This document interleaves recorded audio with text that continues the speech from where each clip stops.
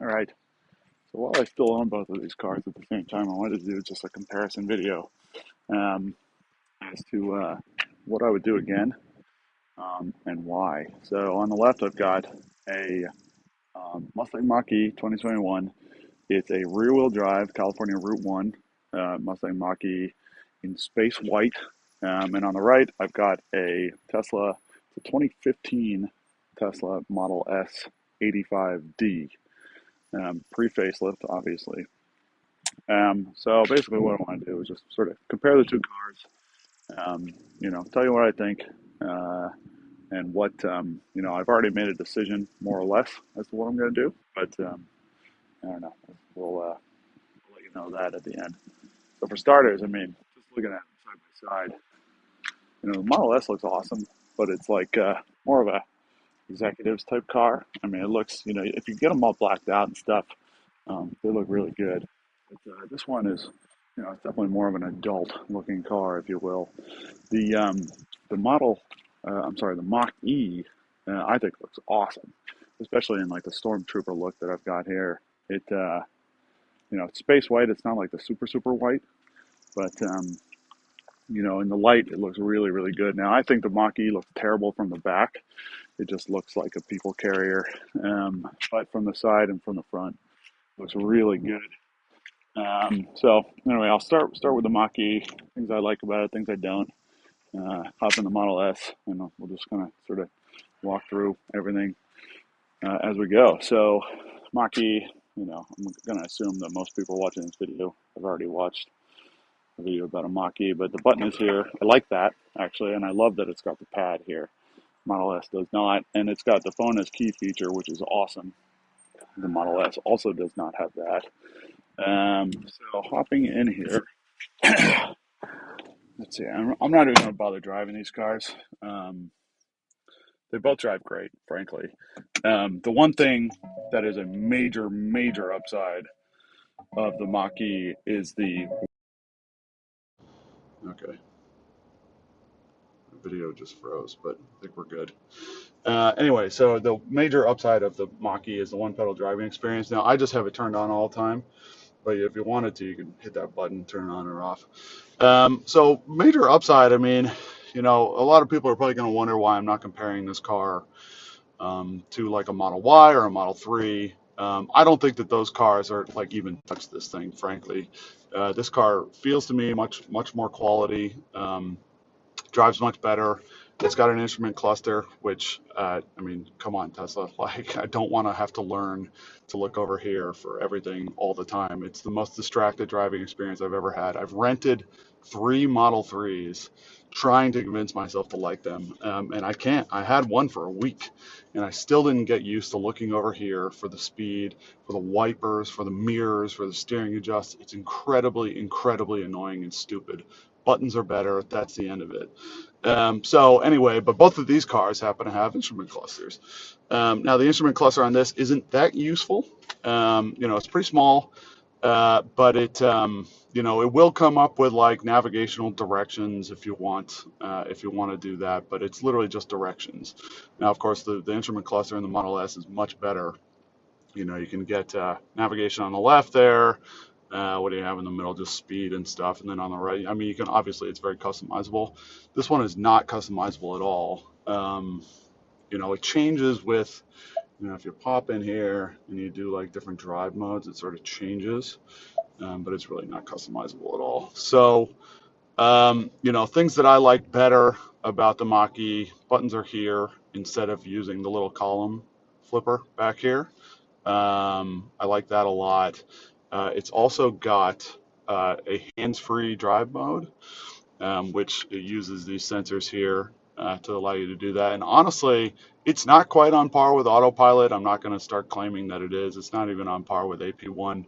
Um, but it's pretty damn good. I mean, I use it every day commuting to my office. And it does really great. There's only a few times on Route 3 North in Massachusetts where it kicks off and it goes into like hands-on mode, but it very rarely continually kicks off. Now, the annoying thing about the keep your eyes on the road system is it really wants you to keep your eyes on the road. I mean, if you're trying to look at the computer over here, just to try and figure out an alternate direction, something along those lines, it'll bitch at you, and it does it often. I mean, it gets to the point where if you take your eyes off the road for like 2 seconds, it'll start beeping at you. It's very, very annoying. And I understand why. We all know why. I'm not blaming Ford for it, but it is really annoying. Now, in Tesla's Autopilot, you got to keep your hand on the wheel, but as we know that there are ways around that. So let's see here. So the buttons I like better on the steering wheel. Both of these cars feel really, really premium, frankly. Now this car is nowhere near as old as the Model S is, but all the materials so far so good. Like everything feels really good. I mean the seats are a little cheese, and this is a California Route One, so this seat is totally manual. The reason for that being they were trying to keep this car as light as they could. But I actually think I really like the materials in here, same as I do in the Model S, frankly. Now the dash sort of gets a little, feels a little cheesy up there. But I like the cloth here, and that's probably a nice cheap material. This looks good. Upon touching it, it feels a little cheesy, but it looks good, and I kind of like the materials. I like that this has sort of a little bit better center console setup. Wireless charger here, just like a little pad there. Some USB ports there, cup holders here. I think this is kind of annoying. Like I wish. I don't know what I wish exactly. I wish that, what I wish is that I could adjust where this sits. This ends up sitting like a little bit too low, and you can't like ratchet it and set it in place, but whatever. But I generally like the sort of center console on it. So let's see what else. My biggest beef with the Mach-E is the driver's seat. I won't switch the camera around because I think it might. Let's give it a go. So I'm 6'2". I actually love the headroom in this. Let's see how is that for headroom. It's pretty damn good.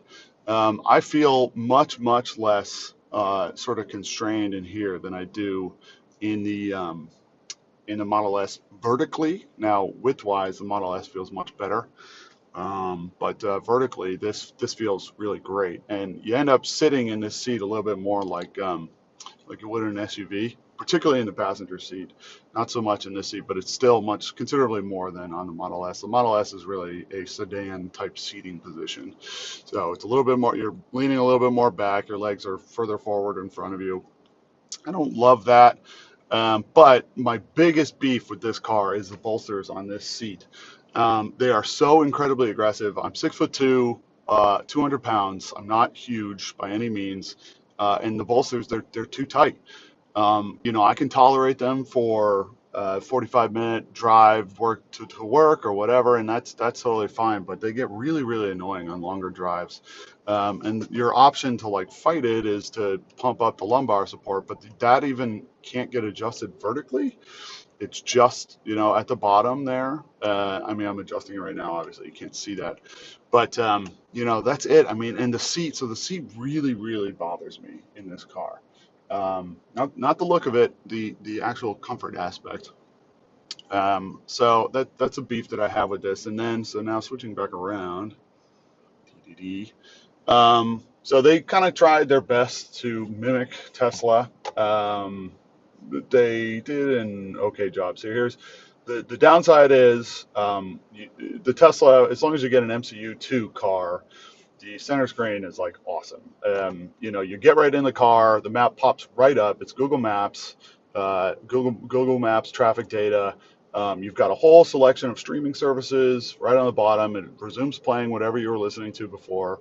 And as long as you can find like a streaming service or get your phone Bluetooth paired, the car is like ready to go right out of the gate. You don't have to connect your phone to it for it to be functional.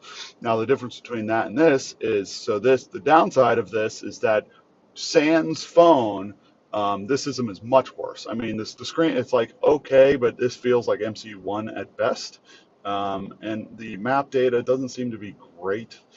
I did do navigation with it, and it does do a decent job. It pointed me to level 3 chargers.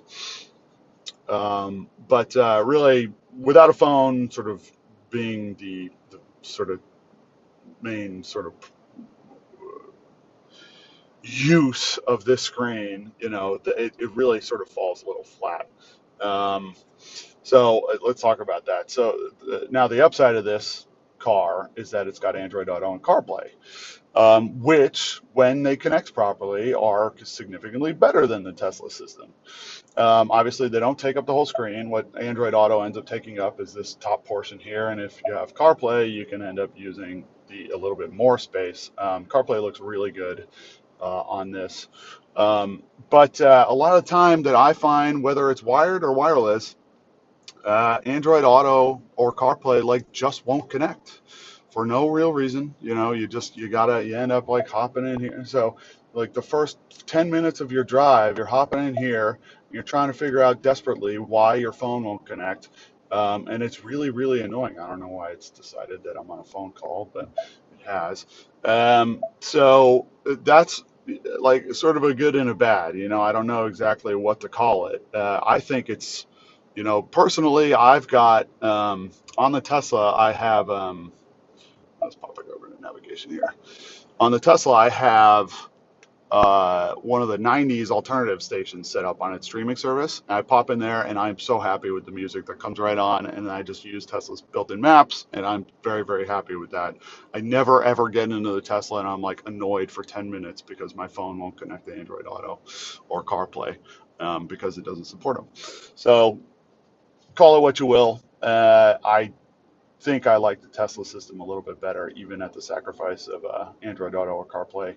But I like this. I like that it calculates its distance in miles per kilowatt instead of, where is it?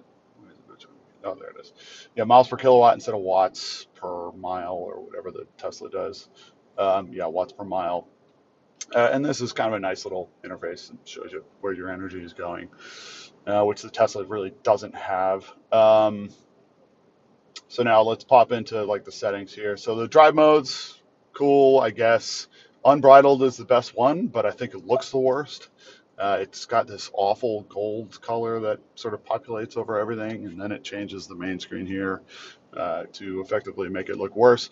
All I've found is that it changes the throttle response and it stiffens up the steering a little bit. I can't find any further really details on stuff it does. If you click the little info button, exhilarating drive, machine and road and light is okay, can you just tell me what it actually does? Thank you.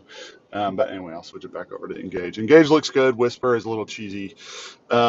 Biggest thing on this page is one pedal drive, which is leagues better than the Tesla. First off, it works right out of the gate. As soon as you start the car, whether the battery's warm, cold, whatever, it works right out of the gate, and that's because it automatically transitions you to friction braking. Now, I've read a bunch of reviews that say that the transition is not smooth. I don't know if I've got a software update that those people don't have, but I think it's awesome. I love the one pedal driving experience on this because it'll bring you to a complete stop and it'll hold you there. And in fact, last night, my wife was not drinking when we went out, so she drove home, and there was several times when we were coming to a stop where I was like, you have to be pressing the brake right now, and she wasn't. It's really that good, and that is far and away one of my favorite things about this car is the one pedal driving experience. It's awesome. Great job, Ford. So let's sort of just pop through the settings here. Typical camera bullshit.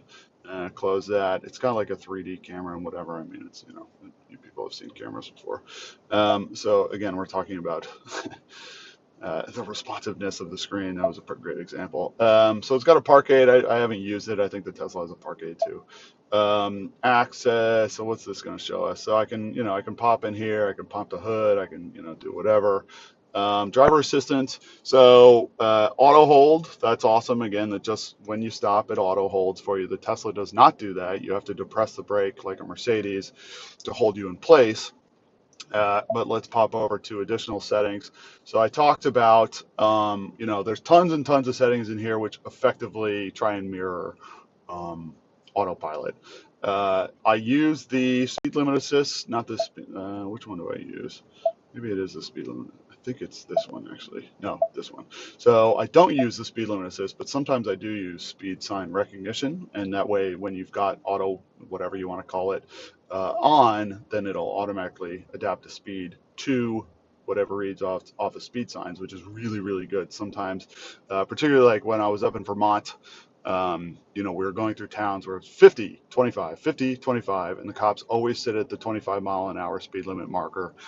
So I was using that a ton up there, which is really, really convenient. Now the Tesla does that as well, but just sort of comparison purposes.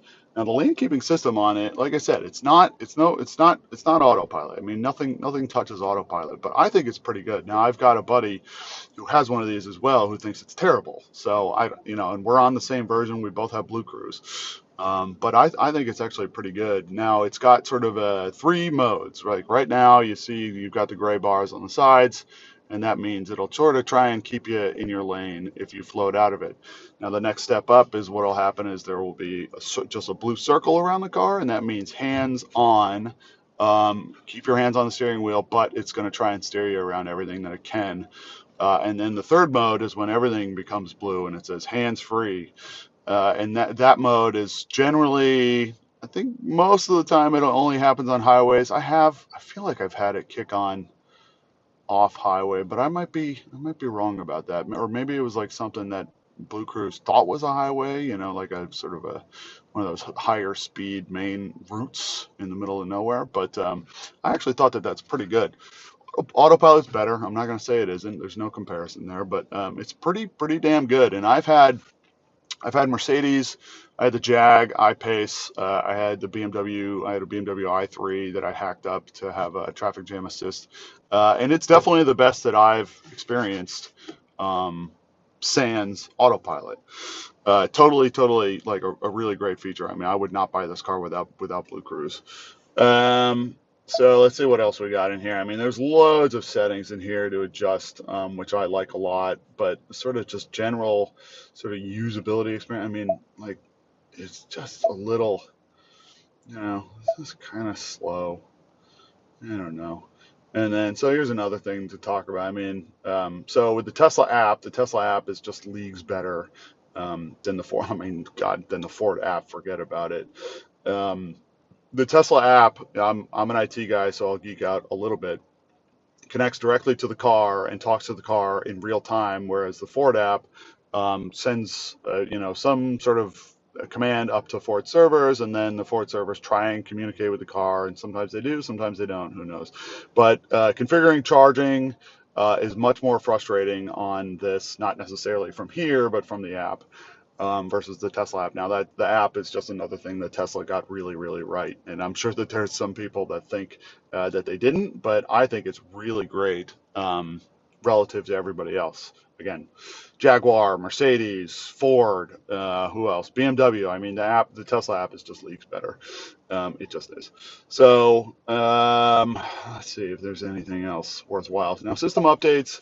It's got automatic updating, and I've only had the car like a couple months, and I've gotten a couple updates, which is great. I like to, it makes me happy that Ford is updating these cars.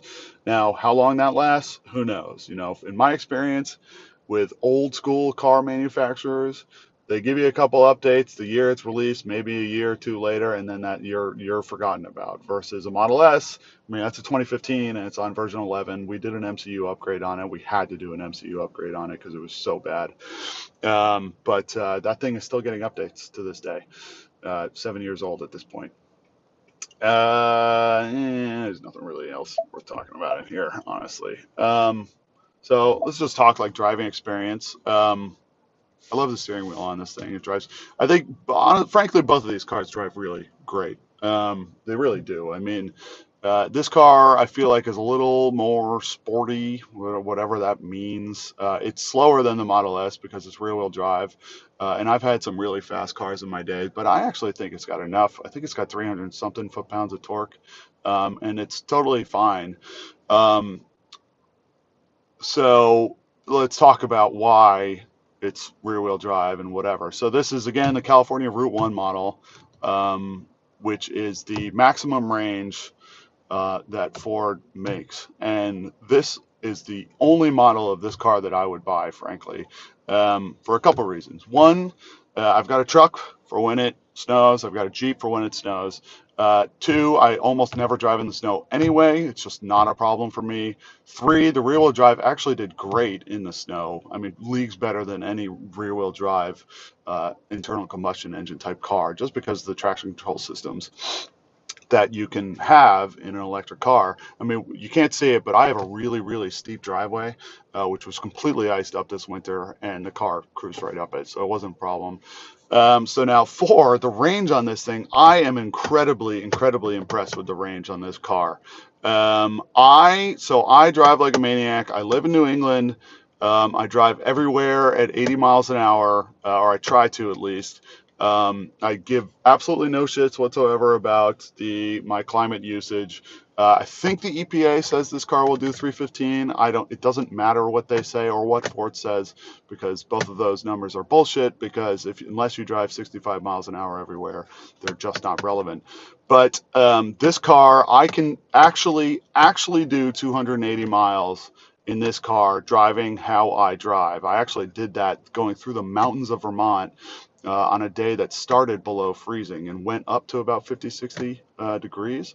So I love the range on this car. I really, really do. I'm really, really impressed. And I think it's an 88 kilowatt usable pack.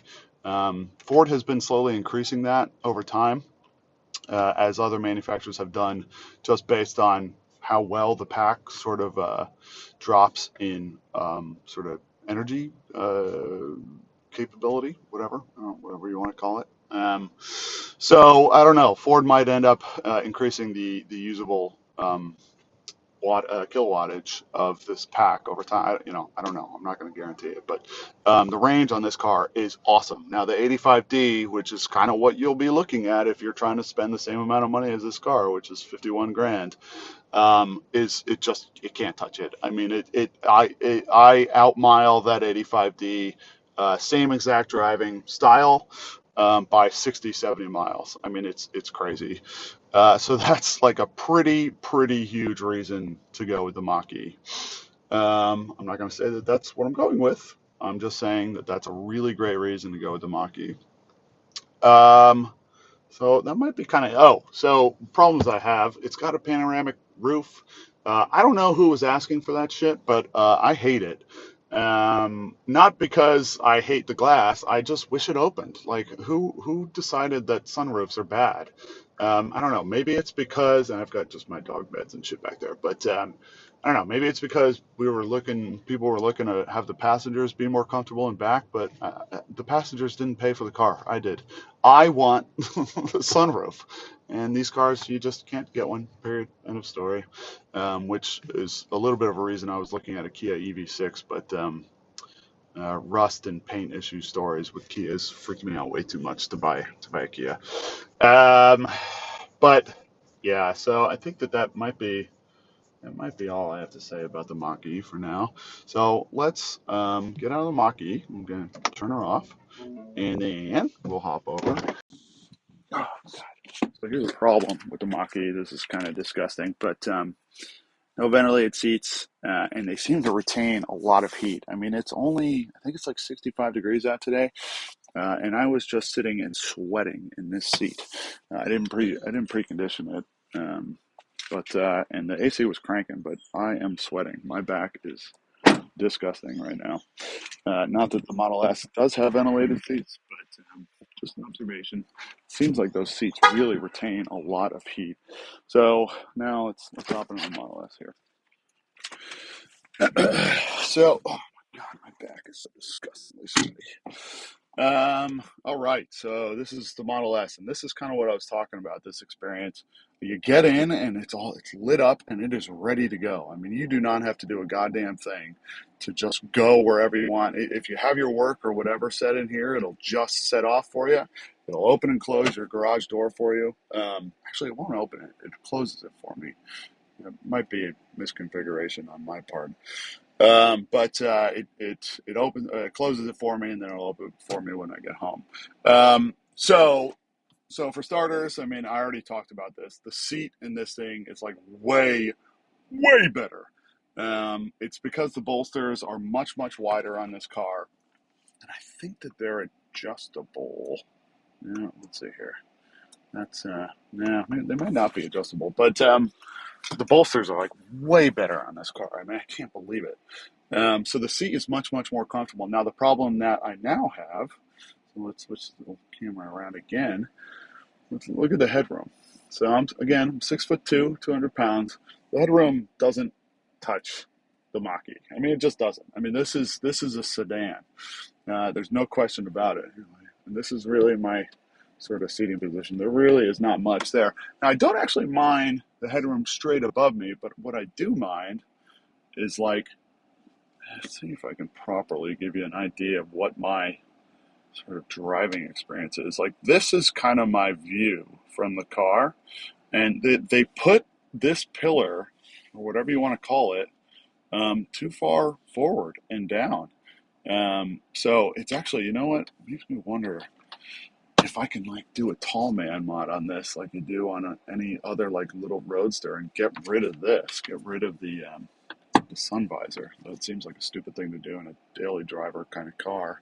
But yeah, I mean, this is annoying, and so I wonder. I have driven this car like 180 miles, I think, on one stint, and it started to feel a little claustrophobic, more so than the Mach-E does.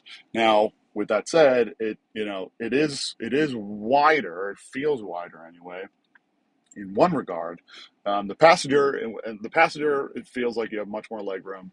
In the driver's seat, you end up, they put a nice little pad here, but since they tilted the screen this way, which I like actually, because the passenger does not need to access this. This is for the driver. 90% of the time, there's not even a passenger in this car, but they sacrificed a little bit of driver leg room for that. Now, this is not a new Model S. I think the new Model S has that stupid horizontal screen, but I like this screen a lot more. Okay, so so comfort-wise, we sort of covered that, right? Now, the instrument cluster on here is like way better than the Ford's. You can do all sorts of fun stuff over here. You hold down this, you can go to. I mean, it's not that fun, but you can have trip information up here. You can check out the car status, which is literally just the tires. Very helpful.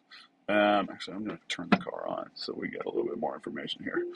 I hope that YouTube doesn't bitch about me showing a picture of a song.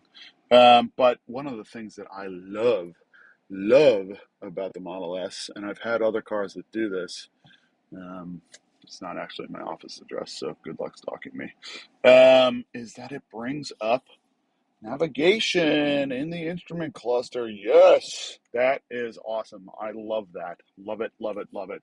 I've actually had a couple cars that'll bring it up in a HUD up here. Even better. Fucking love that shit. So that's, I mean, the instrument cluster on this is awesome. And that is almost the entire reason I don't like the Model Y or the Model 3, because they don't have instrument clusters. It's so dumb. Tack on another $1,000. Put a fucking instrument cluster in the car. It's so stupid. But another reason I don't like those cars is because I feel like you sit on them and not in them, and they're too small and blah, blah, blah, so on and so forth. The Model S, you definitely sit in. So anyway, let me cancel out of this. So here's this is the experience. So this is an MCU2 car. I upgraded the MCU. It was $2,500 and was worth absolutely every cent.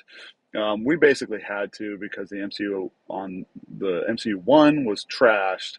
The eMMC card was trashed, and they, for whatever odd reason, decided that they're just not going to replace it under warranty anymore. And it was $500 for that, or another $2,000 to have the MCU replaced altogether. So I just said, screw it, just replace the entire thing. So elephant in the room, sunroof. Yes, and like the biggest sunroof ever in the history of sunroofs. I cannot believe, and that's 75% open. And if you do all the way, oh my God, it's like a freaking convertible. It's awesome. And I love sunroofs. I love them. So that's huge. I mean, also, it's huge in size, but it's also huge in importance as far as I'm concerned. Who stopped asking for this? Who decided that this was bad? I don't get it. So yeah, you know what I just hate is nature and like nice, cool air flowing through what's left of my hair. Yeah, who needs that, right? Let's just put on a big fucking magnifying glass over our heads. All right, so I'm going to close that because my wife is probably hearing me talk to myself in here. So the experience in here is just like leagues and leagues better than the. And again, this is a car. Let's call this a 2018 car MCU. So that's 4 years old. It's just an Intel Atom processor. It's nothing special, but it is so much better. Look how smooth that is. It's really great. It acts like a modern phone should. The responsiveness is borderline there. I mean, that's where it should be. Things that I like about this, you can actually, instead of having to fiddle with weird drive modes, which who really knows what they do? They doesn't really describe it anywhere that I can find. You can just set settings here. Like, what a concept. So I generally have the steering mode in comfort, which is just like two finger loveliness. I mean, we're parked and I can turn the wheel so easily. Love that. Acceleration standard or chill. I've had it set to chill to try and sort of curb my driving behavior. But what I ended up doing, I actually found it borderline dangerous because I expected there to be power where there wasn't. So I just leave it on standard at this point. Regen braking is good on this. Now, right out of the gate, when you start it, if you don't turn on or if you don't precondition it, you get these yellow lines that last a long time. I mean, it's pretty warm out, and these yellow lines will probably last a good 10-15 minutes, or until I get to the highway. And when those yellow lines are there, the regen braking is crap. And when they're not there, it's fine. It still can't touch the Mach-E. Period. End of story. It just can't. Mainly because it doesn't totally bring you to a stop. It kind of gets to like the extent of what it's able to do regen braking wise, and then coasts along another 10 feet or so. And it also doesn't have the auto hold function that the Mach-E does. I always turn off creep. You get used to it really fast. I don't generally use range mode because I think it does weird things with the battery. Like it turns off the battery heater, and I've heard that that's bad for range. I don't know. Or not bad for range, but bad for battery life. So I never really use that. Again, I sort of talked about the sort of charging and application stuff, phone app stuff with this car. It's awesome, really, really great. Autopilot is amazing on these cars. You don't need yet another sort of tutorial on autopilot, but this car is AP1, which is totally enough for me. I've had a car with FSD and I fucking hated it to the point where I turned it off. AP1 is more than enough for, as far as I'm concerned, anybody, unless you really just hate driving that much and you don't care how slowly you get to your destination. I don't really use any of this other stuff, lane departure warning, but I mean, there's total parity in sort of driver safety features. Let's see here. So both of these cars kind of do the same thing. Like, they present the doors, or they unlock when you get close to them. They lock when you walk away. You can get notifications through the app if your doors and windows are open. You can set all sorts of auto tilt, blah, blah, blah, whatever. This car, yeah, they're not customizable. Ambient lights. Automatic high beams on both cars, which is awesome. Love that. My wife hates it for some reason. I don't really understand why. Who likes convenient things, I guess. Let's see. This is kind of blah, blah, blah, whatever. Yeah, let's get rid of that. Yeah, no, oh, okay. Automatic navigation. I don't think that car does that, and you don't really want it to anyway, because you want to navigate through CarPlay or Android Auto if you're going to use that. Here's like a huge reason to buy a Tesla. If you're a geek, you get updates all the time, all the time. I mean, this car is 7 years old, probably 8 years old, frankly. And it's still on the latest version of software. Even if we didn't do the MCU upgrade, it would be on the latest version of software. Audio system on this car is much, much better than the Mustang Mach-E. Now, I do not have, I think it's a Meridian system that you get in the Mach-E. But I do not have that because, again, it's a California Route 1, and it's built for range, not for tiny little conveniences like that. But the audio system is really, really good in this car. The sub could use more bass. My wife actually thinks it uses too much bass, and she always turns it down. It's really annoying. And then so Intel Atom, like I said, it's an MCU2 car now. We had that upgraded for $2,500. It's worth every cent. So Intel Atom. And so that's sort of that stuff. I don't think I have any upgrades available. So driving experience. I mean, again, so this car is much faster. But the fact of the matter is, with electric cars, I think the speed is total bullshit. Like, it just doesn't matter to me. The speed, to me, electric cars are all about range. Like, figure out getting them over 400 miles consistently with that performance, and I'm down. If the performance degrades the range at all, I'm not interested. Now, this car has, I don't know, it's hard to equate horsepower wise because you don't have transmission shifts and blah, blah, blah, whatever. But I think that they say it's like a 450-ish horsepower car. But it runs 12.5-second quarter miles, which is as fast as my AMG CL63 with the 5.7 bi-turbo motor, which might be the fastest car I've ever owned. So, do you really need the performance? So I say no. I think electric cars are all about range. And speaking of which, this is about typically what we get out of it efficiency wise, as long as the weather is reasonably nice. Now, if it's for below freezing, obviously that drops quite a bit, but that's pretty good. I mean, that's about 3.1 ish miles per kilowatt, maybe three, some fraction there, which is sort of competitive with the Mach-E. Not really. The Mach-E, I mean, I can see the Mach-E go up to 3.5 sometimes. Like, that thing is crazy. I can't believe how efficient that car is. But it's good enough. Now, the problem is with this car, again, it's an 85D. I use the Tessie app to see what the battery capacity is currently. I think it's somewhere around 76 to 77 kilowatts. So it's right off the bat, it's 11 kilowatts short of the Mach-E's available capacity, which is 88. Which would explain a difference of range of 30-ish miles. But like I said, the Mach-E can pretty consistently do 60, 70 miles more than this car can. So I don't know, figure that out. Now, obviously, if range is really important to you, then, you've kind of only got one choice in the matter, frankly, because if you want a Tesla Model S that's going to be able to put up those kind of numbers, you're looking at a $70,000 car in the 100D. Which just puts it to me in a completely different league. I mean, it's a $20,000 more than the Mach-E. It's not comparable to me. So, but yeah, so that's efficiency. I mean, yeah, I mean, feels a little bit more premium in here. I mean, there is some stuff in these cars that's just like kind of cheesy. I mean, like, this is so cheesy. It's such a clear afterthought, and they continued on doing this forever. I mean, come on, you can do a little bit better than that. I mean, this is really, really cheese here. But the seats are like amazing. I love the door panels. Some people don't like the door panels because they don't have storage on them. I can understand an argument for that. But with the lack of storage, there's loads of legroom for us tall folks. Sunroof, talked about that. Seating position, hip position is a little bit lower, and again, you get a little bit more of that shoulders back, feet in front sort of feel from this car than you do in the Mach-E, which feels a little bit more like an SUV. I'm not going to say it feels like an SUV, but it's closer to that, or like whatever that crossover shit is that people talk about.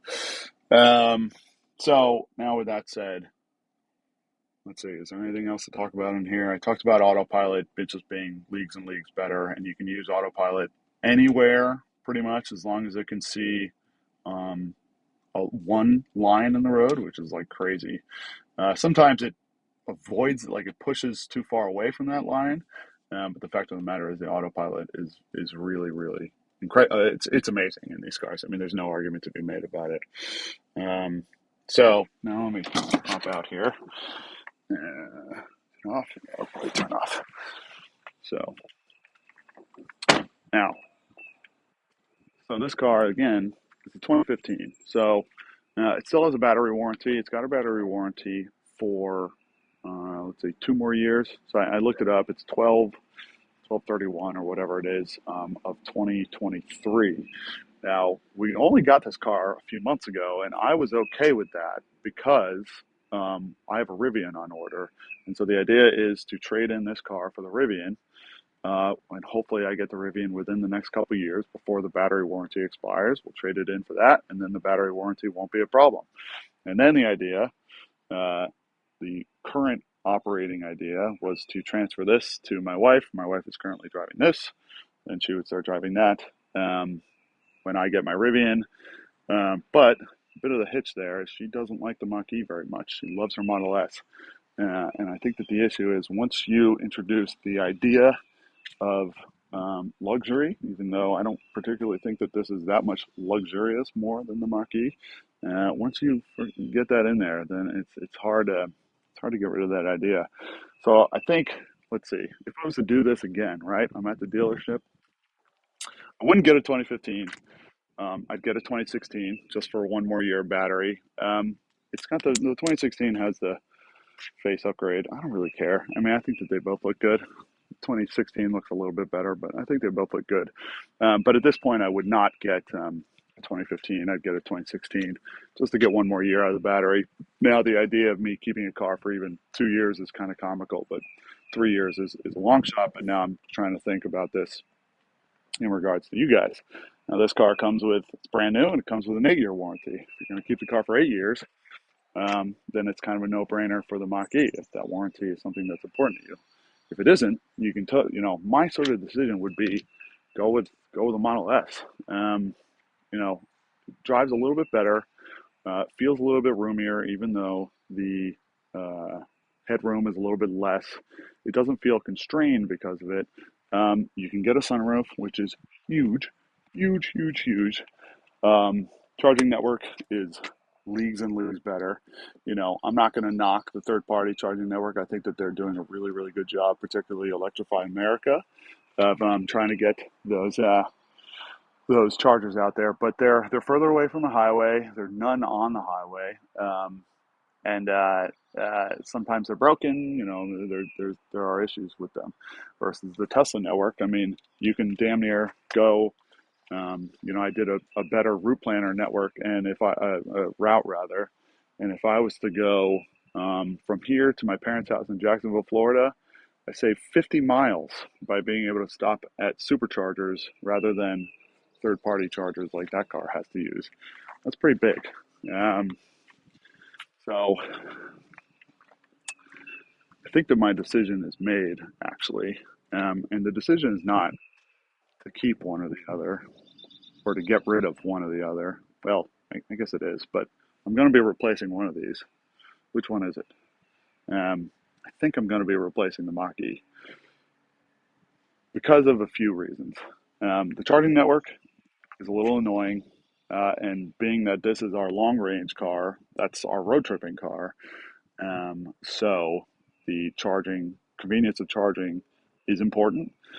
Um, no sunroof. I find that really, really annoying. I just do. The seat is incredibly annoying. I cannot stand the seat in this car. It's really, really annoying. I don't know if other people feel the same way, but it's actually to the point where I'm considering getting rid of it because of that. And the fourth reason is right now, dealers are offering me what I paid, and I would get a $7,500 tax refund on it because I bought it this year. If I can actually make $7,500 by selling this car, which is strange, but that's the fact of the matter. Um, so what I'm considering doing, it's not really a lateral move, but I think I'm going to get a 100D because I want the sunroof, I want the charging network, um, and I want a Model S of my own. And my wife will not give this up. She won't do it. I tried a lot. She won't have it. She loves her Model S. So I think our plan is to get myself a 100D, make that our road tripper, have hopefully in the next couple of years my Rivian shows up, trade this into Rivian or sell it privately, whatever. We actually own it, and then give my wife the 100D that I am buying and then I will take over the Rivian. And the 100D that I'm going to get is a 2018, so I've got battery warranty on that until 2026. But yeah, I think that's the way I'm going to go. Now, I had actually, again, my decision is sort of made against the Mach-E, not because it's not a good car, just because of those few little niggles. I think it's actually a great car, a really great effort by Ford. It's just those few little niggles, and I'm a geek. I'm an IT geek, and I want a Tesla. You know, that's sort of just it. The software and everything on the Teslas is really pretty incredible, and even the third-party apps are a ton of fun to play with. This will probably never get third-party for support. It just won't have that level of geekiness. But you know, I was actually open to the idea of buying a 2016 like 90D. Apparently, they made 100Ds then, but you know, I just decided I'm going to spend a little bit more money, get myself a longer battery warranty, and get the 100D because of the range. It's really the only Tesla Model S that can touch this thing in range. Um, so I think that's my verdict. Now, with that said, I am going to miss it. You know, I think it was a really great effort by Ford to build this car, and it's really good. I mean, bang for buck. You know, if you care about range and warranty, uh, you know, if those are the things that you're concerned with, get a Mach-E. I mean, it's really great. You know, I think it's a well built car. I think it looks awesome, and the range on it. You know, go rear wheel drive. Um, Even go California Route One if you can. You don't need the power. The power is a total parlor trick. It's got plenty of power for day to day driving. And what you end up, when you buy an electric car, what you end up caring much more about is range. I mean, literally 5 miles makes you happy. You know, if you get 5 miles more than what it says you were going to get. So, but if you don't care about those things, to me, it's the Model S. I don't care about those things because it's very rare that I hang on to a car for very long anyway. And I think it drives a little nicer. It's got a sunroof. It's got a better charging network. Even though, you know, if you buy like a 90 or an 85, you'll have to charge much more often. If you're not long distance driving the car, then those are not concerns. So I think that's it. Yeah, I don't know. We'll see what actually happens, but I think that's what I'm thinking. I think that's what I'm thinking. I'm trying to think, but nothing happens. All right. Well, thanks everybody. Goodbye.